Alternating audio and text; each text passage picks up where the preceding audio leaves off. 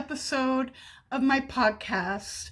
My name is Shawl, and this is Cappuccino Crafts, my little corner of the general interwebs and my channel on YouTube, where I like to talk about knitting and crochet and books and movies and TV and other life and chatty things that I want to share with you. So, thank you very, very much for choosing to watch this video and spending a little bit of your time with me. I hope that you really enjoy it. Please settle in, get yourself a delicious beverage, get your yarn, your hook, your needles, your embroidery, or whatever you need, and let's settle in and enjoy some time together. Well, this has been a big week. On Friday, my cousin and I over the phone were working on a big hurdle we had to get through, and everything came together and we accomplished it. And it was huge. It was something that had been kind of making me a bit anxious, and she was a little stressed out about it too. It wasn't very easy, but together we did it, and it felt so good. It felt so good. So Friday night I celebrated. My sister and I had already talked about having a Zoom chat, and so we had a Zoom chat with Cards Against Humanity, just to be really outrageous and irreverent and laugh. And we both had a little cocktail, and yeah, that was really fun. And Saturday, I relaxed. I started a new project, a special project that I will share with you soon. That was a celebration treat to start something new with some special yarn, and a special pattern that I had been looking at, and yeah, really good. So today is Sunday, August 30th, just a couple more days until September, but it's still August for now. And let me share the crafting with you. I have still been making some progress on the crochet cotton scarf. If you see here, I put a stitch marker or placeholder, whatever,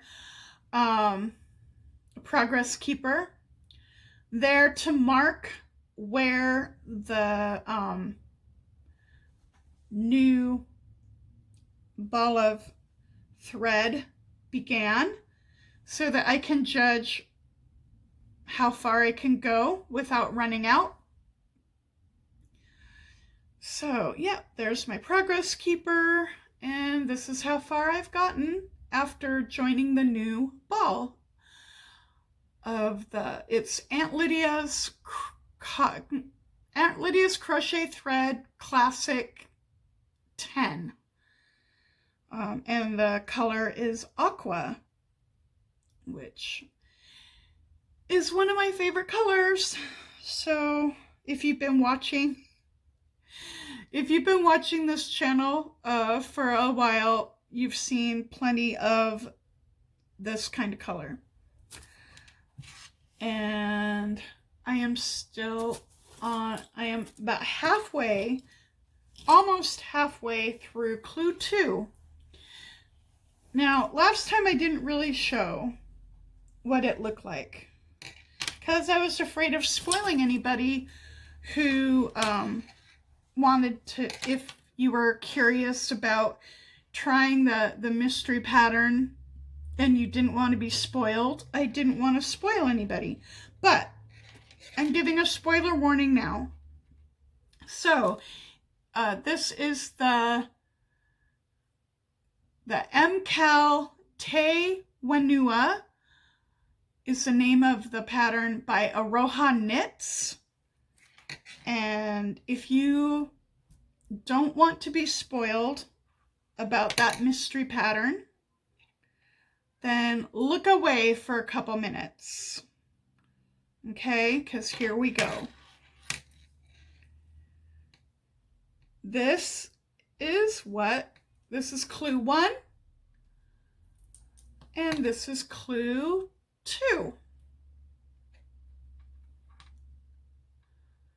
So, yep, I'm close to halfway through clue 2, and I haven't checked what date clue 3 is coming out, but I think I'm on good track to be ready for clue 3 when it comes out. And this is a mystery knit along, crochet along, organized by Lady Dye Yarns. And she is collaborating with a couple of designers. Aroha Knits did the knitting pattern, and that's the pattern I'm doing. And Lady Dye Yarns dyed this yarn. It is a superwash merino single base, and the colorway she calls umbrella. So this is Lady Dye Yarn's umbrella colorway, which, is there a theme? But I didn't know what color this would be, because even the yarn color was a surprise. So I didn't know. It's not my fault. And I'm not sorry anyway. Even if it was my fault, I am not sorry at all. So now the exciting new project. It's a special one. The yarn is BC Garn Soft Silk. It is a raw silk, so it's got texture to it. Kind of a little bit nubby, a little bit slubby, and I like that, but it's still soft. It's not like coarse or stiff like sometimes it can be. Sometimes raw silk can feel that way, but no, this is just like the name, very soft and luscious. And when I bought it, it was on a sale. And I just wanted to celebrate and cast on a special project, something really that just felt like a wonderful treat and celebration. This pattern is Japanese Garden. And I can't remember the name of the designer. I will try and put it in the text somewhere. But I just started. I'm like 16 rows into it. Started in the middle. I'm making a circle, and then we'll build out the two ends. The circle is gonna, this is a shawl. It's gonna be a shawl. The circle is in the middle of the shawl, and then once the circle gets to the size that she designed, then we'll build out the two ends, and it's going to be pretty long, which is how I like my shawls. I like my shawls long so they can really wrap around, and I think they're easier to wear for me. Everybody's shoulders and, you know, your shoulder width and everything shoulders wear a little differently on different people, but for me, a long shawl is easier to wear. So I am very excited. Yeah. These are the 3 colors. This is the main color, color 1. This is color 2. And then I got a multi for color 3. And here they are. I think they're so lovely together. And I'm just kind of over the moon about this new project. I really am. And it starts, when you start the circle, you start with deep ends because it's just easier. But I will switch to circular, which the designer recommends, when there are more stitches, and it just becomes more comfortable to do on a circular. But for now, it's just the right size for some DPNs. Yeah.